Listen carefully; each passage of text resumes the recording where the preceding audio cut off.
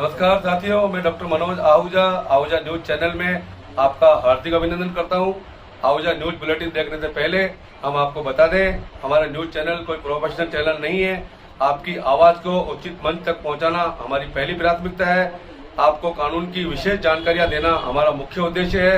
हमारे से जुड़े रहने के लिए आप हमारे न्यूज चैनल को अपने मोबाइल पर सब्सक्राइब करें।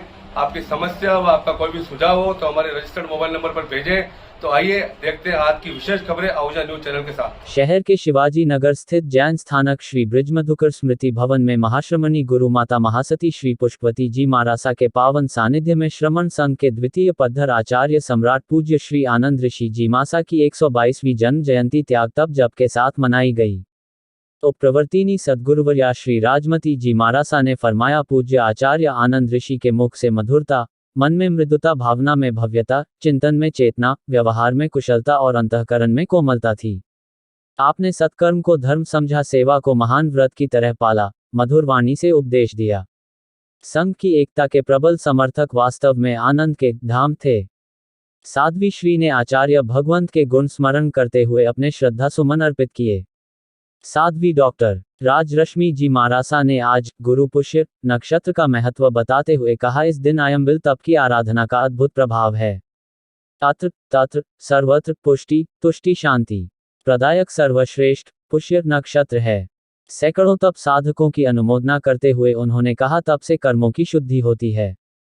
करोड़ों भवों के संचित कर्म तपस्या से जीर्ण होकर झड़ जाते हैं। आत्मा शुद्ध, तेजस्वी, बलवान और गुण समृद्ध बन जाती है। महासती वृंद की सत्प्रेरणा एवं समाज की आवश्यकता को समझते हुए भामाशाहो कांता देवी, अनिल कुमार सोनी, नीतू विमल सिंह, संपत राज, कालू सिंह मेहता, नेमीचंद, नरेंद्र, सूर्य प्रकाश कोठारी, संतोष देवी, संपत देवी, महेंद्र कुमार, संदीप कोठारी परिवारों द्वारा प्रवचन हेतु सभागार का निर्माण हुआ, जिसका उद्घाटन श्रीमान जितेंद्र कुमार, महावीर प्रसाद, शांति कुमार जामट परिवार ने करके अपने अर्थ का सदयोग किया एवं साधर्मी वात्सल्य के प्रति धर्म प्रभावना प्रकट की। आयंबिल तप करो लघु नाटिका महिला मंडल की ओर से प्रस्तुत की, जिसमें समता मेहता, निशा कोठारी, अंजू कोठारी, रिया मेहता, ज्योति मुनोत, सोनिया सुराना, चंचल मेहनोत, उमा मेहनोत, विनीता मेहता, श्वेता मूथा, सीमा ने भाग लिया। संघ के महामंत्री अनिल जी सोनी ने आयंबिल तपस्या करने वालों की हर्षपूर्वक अनुमोदना की। महिला मंडल श्री संघ की कार्यकारिणी के समस्त सदस्यों द्वारा आयंबिल की व्यवस्था सुचारू रूप से की। इसका लाभ श्रीमती प्रकाश देवी धर्मपत्नी राजेंद्र जी कोठारी, सतीश कुमार, अंकुर कोठारी परिवार ने लिया। धर्म सभा में ब्यावर से धर्मनिष्ठ सुश्रावक श्रीमान राजेंद्र जी कुकुलोल, निर्मल जी चोपड़ा की गौरवशाली उपस्थिति रही। श्री संघ की ओर से लाभार्थी परिवारों की अनुमोदना एवं अभिनंदन किया।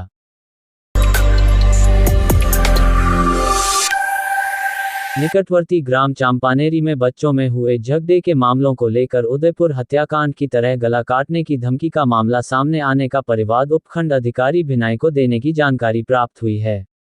मामले को लेकर पीड़िता ने गुरुवार को उपखंड अधिकारी प्रभात त्रिपाठी को ज्ञापन देकर सुरक्षा की मांग की है। उपखंड अधिकारी को दिए ज्ञापन में जैन मोहल्ला सदर बाजार चांपानेरी निवासी अंजलि पत्नी मुकेश गर्ग ने बताया कि हमारा मकान जैन मोहल्ला सदर बाजार चांपानेरी में स्थित है। उसी गली में आखिर में बाबू खां पुत्र करीम बख्श जाति मुसलमान का भी मकान स्थित है। करीब 15 दिन पूर्व मेरे बच्चे को बाबू खां के बच्चे ने पीट दिया था। इस बात का हमने बाबू खां व उसकी पत्नी रहीसा बानो को उलंबा दिया था तथा हमारे मोहल्ले व परिचित व्यक्तियों के समझाने पर उक्त विवाद उसी समय समाप्त हो गया था। लेकिन इस बात की रंजिश सकते हुए 14 जुलाई को मेरे देवर राकेश के साथ बाबू खां व उसकी पत्नी रहीसा ने मुख्य बाजार में मारपीट की थी, किंतु लोगों के समझाने पर हमने पुलिस थाना भिनाई में रिपोर्ट दर्ज नहीं करवाई थी तथा दिनांक 27 जुलाई को मेरे 2 वर्षीय पुत्र के साथ बाबू खां के पुत्र ने मारपीट की व शाम को करीब 7 बजे बाबू खां, उसकी पत्नी रहीसा, पुत्रियां रानू व रजिया एकराय होकर मेरे घर के बाहर आए तथा मुझे घर के बाहर बुलाया तथा जबरन बच्चों की बात को लेकर गाली गलौज करते हुए मेरे साथ मारपीट शुरू कर दी। मेरी चीख पुकार सुनकर मेरी नंद किरण दौड़कर बाहर आई तो इन लोगों ने उसके साथ भी मारपीट करना शुरू कर दिया। सांस सीमा देवी आई तो बाबू खां ने मेरी सांस का हाथ पकड़कर धक्का दिया व उनके सिर से लुगड़ी खींच ली।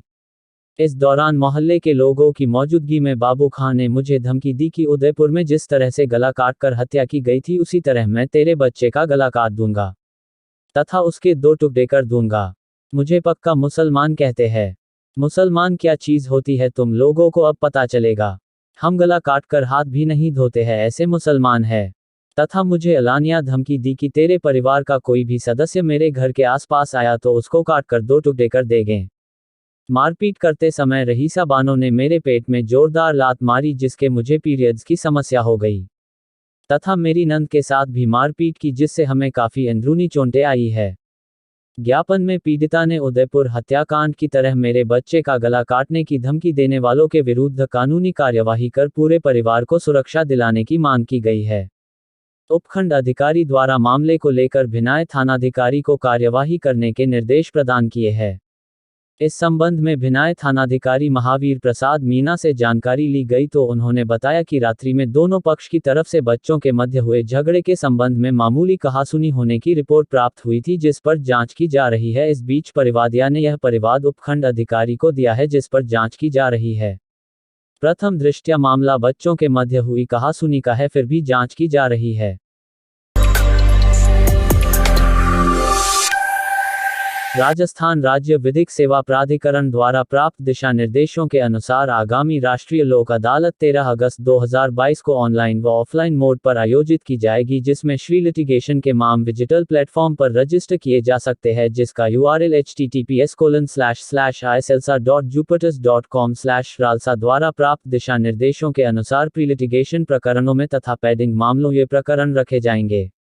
जिला विधिक सेवा प्राधिकरण के सचिव अपर जिला न्यायाधीश रामपाल जाट ने बताया कि निम्न मामले प्री लिटिगेशन प्रकरण लोक अदालत में रखे जाते हैं जिनमें मुख्यतः धारा 138 परक्राम्य विलेख अधिनियम, धन वसूली के मामले, गृहकर नगरीय विकास कर के मामले, शहरी जमाबंदी के मामले, व्यापारिक प्रतिष्ठानों एवं ग्राहकों के मध्य विवाद के मामले, भ्रम एवं नियोजनमधि मामले, बिजली पानी एवं अन्य बिल भुगतान से संबंधित मामले, भरण पोषण से संबंधित मामले, राजस्व विवाद से संबंधित मामले, राजस्थान काश्तकारी अधिनियम 1955 की धारा 136 व 183 बी के आने वाले अन्य मामले, सर्विस मैटर्स के मामले, उपभोक्ता विवाद, अन्य राजीनामा योग्य विवाद को प्री लिटिगेशन में रखा जाता है।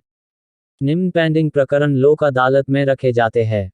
राजीनामा योग्य फौजदारी प्रकरण, धारा 138 परक्राम्य विलेख अधिनियम के प्रकरण, धन वसूली के प्रकरण, MACT के प्रकरण, आम एवं नियोजन संबंधी प्रकरण एवं कर्मचारी क्षतिपूर्ति अधिनियम के प्रकरण, बिजली पानी एवं अन्य बिल भुगतान से संबंधित प्रकरण, पारिवारिक विवाद, वैवाहिक विवाद, भूमि अधिग्रहण के मुआवजे से संबंधित प्रकरण, सभी प्रकार के सर्विस मैटर्स, वाणिज्यिक विवाद, बैंक के विवाद, गैर सरकारी शिक्षण संस्थान के विवाद, सहकारिता संबंधी विवाद, परिवहन संबंधी विवाद, स्थानीय निकाय के विवाद, रियल एस्टेट संबंधी विवाद, रेलवे क्लेम्स संबंधी विवाद, अन्य कर संबंधी विवाद, उपभोक्ता एवं विक्रेता सेवा प्रदाता के मध्य के विवाद, सभी प्रकार के चिचिल मामले, अन्य राजीनामा योग्य ऐसे मामले जो अन्य न्यायाधिकरणों, आयोग मंचों, अथॉरिटी, प्राधिकारियों के समक्ष लंबित है। अब की बार लंबित मामलों में ऑनलाइन व ऑफलाइन सलाहवा की प्रक्रिया भी अपनाई जाएगी। संबंधित न्यायालय भी प्री काउंसलिंग द्वारा समझाइश व राजीनामे का प्रयास करेंगे तथा जिला विधिक सेवा प्राधिकरण द्वारा जिला स्तर पर व तालुका स्तर पर प्री काउंसलिंग का भी गठन किया गया है जिसके द्वारा भी लोक अदालत से पूर्व की दिन प्रतिदिन राजीनामे योग्य प्रकरणों में प्री काउंसलिंग करवाई जाएगी तथा राष्ट्रीय लोक अदालत के सफलतम क्रियान्वयन के लिए लंबित और प्री लिटिगेशन मामलों में डोर स्टेप प्री काउंसलिंग का प्रावधान किया गया है जिसके अनुसार ग्राम न्यायालय के कैंप में पंचायत समिति मुख्यालय पर एवं ग्राम पंचायत मुख्यालय, तहसील अथवा उप तहसील मुख्यालय पर भी डोर स्टेप काउंसलिंग करवाई जाएगी। सामुदायिक भवन, अटल सेवा भवन, आंगनबाड़ी केंद्र आदि पर भी स्थानीय लोक सेवकों व जनप्रतिनिधियों का भी सहयोग लिया जाकर लोगों में राजीनामे के प्रयास किए जाएंगे। सबसे मुख्य बात यह है कि प्री लिटिगेशन प्रकरणों में अब की बार किसी भी प्रकार से केवल अवार्ड पारित करने के अलावा पेपर वर्क नहीं किए जाएगा तथा इस प्लेटफॉर्म के जरिए घर बैठे भी ऑनलाइन काउंसलिंग, समझाइश व राजीनामे किए जाने के प्रावधान उपलब्ध है जिससे लोगों के समय की बचत होगी तथा स्टेशनरी की भी बचत होगी। बैंकिंग मामलों में विशेषतः यह प्रक्रिया लाभकारी होगी। सभी से अपेक्षा है कि प्री लिटिगेशन के मामले में अपना प्रकरण URL https://iselsa.jupiters.com/ के द्वारा जिला विधिक सेवा प्राधिकरण तथा संबंधित तालुका विधिक सेवा समिति पर रजिस्टर करवाएं। राजस्थान राज्य मानवाधिकार आयोग के अध्यक्ष जस्टिस गोपाल कृष्ण व्यास ने राजस्थान प्रशासनिक सेवा के अधिकारी राजपाल यादव को अवैध रूप से निरुद्ध करने का दोषी मानते हुए अनुशासनात्मक कार्यवाही करने तथा 75,000 रुपये की क्षतिपूर्ति की अदायगी उसके वेतन से करने के आदेश दिए हैं। प्रकरण के तथ्यों के अनुसार परिवादी विकास कुमार पुत्र महिपाल गुर्जर निवासी बलाना थाना सतनाली जिला हरियाणा दिनांक 20 जनवरी 21 को पुलिस थाना खेतड़ी जिला झुंझुनू द्वारा धारा 151 में गिरफ्तार कर उपखंड अधिकारी खेतड़ी राजपाल यादव के समक्ष पेश किया गया, जिस पर उपखंड अधिकारी ने उसे 25,000 रुपये की 2 तस्दीकशुदा जमानतें पेश करने पर रिहा करने के आदेश दिए थे, जो पेश नहीं करने पर उसे जेल भेज दिया गया था। परिवादी द्वारा 5 दिन बाद तस्दीकशुदा जमानत पेश करने पर उसे रिहा किया गया था। रिहा होने के बाद परिवादी ने उक्त आदेश के विरुद्ध अपर जिला न्यायाधीश खेतड़ी में अपील पेश की, जिस पर अपर जिला न्यायाधीश ने उपखंड अधिकारी खेतड़ी के आदेश को अपास्त कर उपखंड अधिकारी के आदेश को कार्यपालिकीय शक्ति का मनमाना एवं अनुचित प्रयोग मानते हुए परिवादी को अवैध हिरासत में भेजने का माना। परिवादी ने इस मामले में उपखंड अधिकारी राजपाल यादव के खिलाफ कानूनी कार्यवाही करने तथा अवैध रूप से हिरासत में रखने पर क्षतिपूर्ति राशि दिलाने की मांग की। आयोग के समक्ष परिवाद पेश होने पर प्रशासनिक अधिकारी राजपाल यादव व जिला कलेक्टर खेतड़ी से स्पष्टीकरण मांगा गया, जिस पर दोनों द्वारा प्रकरण के तथ्यों के बारे में बताते हुए कार्यवाही को विधिसम्मत होने का कथन किया। दोनों पक्षों के तर्कों को सुनने के बाद आयोग के अध्यक्ष न्यायाधिपति गोपाल कृष्ण व्यास ने उपखंड अधिकारी द्वारा पारित आदेश को सुप्रीम कोर्ट द्वारा प्रतिपादित सिद्धांतों के विरुद्ध मानते हुए परिवादी को 5 दिन तक अवैध रूप से हिरासत में रखना माना, जिस पर उनके खिलाफ अनुशासनात्मक कार्यवाही करने के निर्देश पारित किए। साथ ही परिवादी को 5 दिन तक अवैध हिरासत में रखने के एवज में 75,000 रुपये की क्षतिपूर्ति राशि देने के आदेश दिए, जो राशि उपखंड अधिकारी राजपाल यादव के वेतन से कटौती कर देने के आदेश दिए हैं। राजस्थान राज्य मानवाधिकार आयोग द्वारा पारित जजमेंट की ओर मैं आप सभी का ध्यान आकर्षित करा रहा हूँ।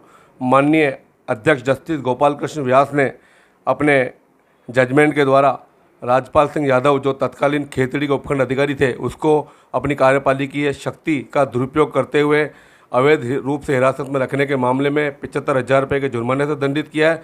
साथ ही उनके खिलाफ अनुशासनात्मक कार्रवाई करने के भी आदेश दिए हैं। इस मामले में परिवादी विकास कुमार पुत्र महिपाल गुर्जर निवासी गाँव बलाण थाना सतनाली जिला हरियाणा द्वारा आयोग में रिपोर्ट इस प्रकार से पेश की गई कि 20 जनवरी 2021 को उसे उपखंड अधिकारी खेतड़ी के समक्ष पेश किया गया, जिसने उसे 5 दिन के लिए न्यायिक हिरासत में भेज दिया। उससे 25,000 रुपये की तस्दीकशुदा जमानत मांगी गई, जो उसके बाद नहीं होने पर उसे न्यायिक अभिरक्षा में भेजा गया, जिस पर 5 दिन पश्चात जब उसने जमानत पेश की तब उसे रिहा किया गया। इस मामले में उसने अपर जिला एवं सेशन न्यायालय खेतड़ी के समक्ष अपील पेश की, जिसमें अपर जिला एवं सेशन न्यायालय ने उस आदेश को अपास्त किया और यह माना कि उपखंड अधिकारी ने अपने जो कार्यपालिकीय शक्तियाँ जो उसे मिली हुई है उसका मिसयूज किया। उसके पश्चात उसने माननीय राजस्थान राज्य मानवाधिकार आयोग की शरण ली, जिसमें उसने ये कहा कि मेरे को जानबूझ करके न्यायिक हिरासत में भेजा गया और मुझे 5 दिन तक न्यायिक हिरासत में जो रखा गया है, जो अवैध हिरासत मानी जाकर, और मुझे क्षतिपूर्ति राशि दिलाई जाए। साथ ही एसडीएम के खिलाफ कार्रवाई भी की जाए। इस मामले में माननीय राज्य मानवाधिकार आयोग ने दोनों पक्षों की सुनवाई के पश्चात ये माना कि उपखंड अधिकारी का जो आदेश था वो मनमाना था, कार्यपालिकीय शक्ति का दुरुपयोग था। आर्टिकल 21 जो सभी भारतीय नागरिकों को मिला हुआ है, जो प्राण एवं दैविक स्वतंत्रता का अधिकार होता है, उसका उल्लंघन माना और इन सभी को उल्लंघन मानते हुए 75,000 रुपये के जुर्माने की राशि के आदेश दिए हैं, जो क्षतिपूर्ति परिवादी को दी जाएगी और यह राशि उपखंड अधिकारी के वेतन से काटने का आदेश दिए हैं। साथ ही जो जिस प्रकार से उसने मनमाना आदेश पारित किया उसके लिए उसके खिलाफ अनुशासनात्मक कार्रवाई करने के भी निर्देश दिए हैं। ये मामला अपने आप में बहुत महत्वपूर्ण मामला माना जाता है, क्योंकि इस प्रकार ज़्यादातर हम देखते हैं अब उपखंड अधिकारी, तहसीलदार और ये कार्यपालक जो मजिस्ट्रेट है, मनमाना शक्ति का प्रयोग करते हुए आदमी की स्वतंत्रता का जो अधिकार उससे संविधान देता है उसका दुरुपयोग करते हुए उसे जेल भेज देते हैं। तो इस प्रकार के आदेश से उन लोगों की जिन लोगों के खिलाफ इस प्रकार की कार्रवाई गलत तरीके से की जाती है, रोक लगेगी। ये एक बहुत अच्छा आदेश है। महामहिम राष्ट्रपति द्रौपदी मुर्मू जी के लिए लोकसभा सांसद अधीर रंजन चौधरी द्वारा अशोभनीय भाषा का प्रयोग किया। राष्ट्रपति का कोई जेंडर नहीं होता, यह नारी शक्ति का अपमान है, नारी शक्ति इस अपमान को सहन नहीं करेगी। जिसके विरोध में आज भाजपा महिला मोर्चा अजमेर देहात जिला अध्यक्ष मुकेश कंवर सथाना के नेतृत्व में विरोध प्रदर्शन कर रंजन को बर्खास्त करने की मांग करते हुए अधीर रंजन चौधरी का पुतला फूंका गया। इस दौरान सीता देवी चौधरी, कमला देवी, माया सुंदर, गीता, लाली देवी, माना देवी, सुगनी, सुमन देवी, सुमित्रा देवी, सुनीता, जमुना देवी आदि भाजपा कार्यकर्ता बहनें उपस्थित रहे। प्रदेश की राजधानी जयपुर में फर्स्ट इंडिया न्यूज की ओर से future of tourism in forest and livelihood conclave कार्यक्रम का आयोजन मैरियट होटल में हुआ।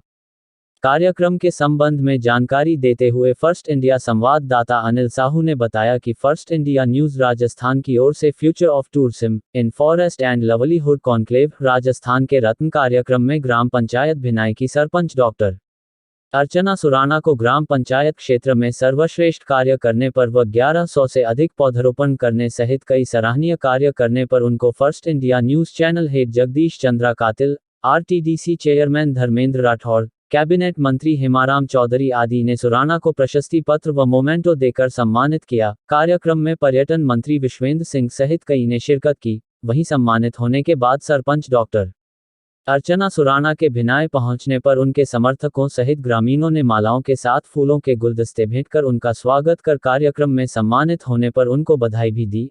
अर्चना सुराना के दिन भर दूरभाष पर बधाई देने वालों का तांता लगा रहा। कार्यक्रम में डिगी कल्याण के महंत व मालपुरा उपप्रधान मूल शंकर शर्मा भी साथ में मौजूद रहे।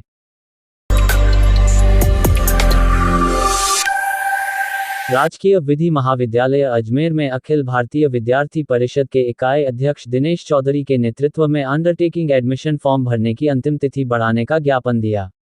इकाई अध्यक्ष दिनेश चौधरी ने बताया कि इस सत्र के एलएलबी प्रथम वर्ष और द्वितीय वर्ष को क्रमशः द्वितीय और तृतीय वर्ष में अंडरटेकिंग प्रवेश लेना है। कई विद्यार्थी समय पर सूचना नहीं मिल पाने के कारण और जाति प्रमाण पत्र के नवीनीकरण में समय लगने के कारण फॉर्म नहीं भर पाए हैं। इसलिए अंडरटेकिंग एडमिशन फॉर्म भरने की अंतिम तिथि को बढ़ाई जाए जिससे वंचित विद्यार्थी अपना अंडरटेकिंग एडमिशन फॉर्म भर सकें। उक्त मांगों को संज्ञान में लेकर कार्यवाही नहीं की जाती है तो विद्यार्थी परिषद आंदोलन और उग्र प्रदर्शन करेगी जिसकी समस्त जिम्मेदारी प्रशासन की होगी। इस अवसर पर इकाई उपाध्यक्ष रामदेव प्रजापति, रामकुमार कुमावत, लोकेंद्र सिंह हरसौर, रानी कंडारा, विक्रम सिंह, मनोहर, आरती, सुनील, हनुमान, प्रशंसा, सफी शेख, अब्दुल, मोहन, कन्हैयालाल आदि कार्यकर्ता और विद्यार्थी उपस्थित रहे।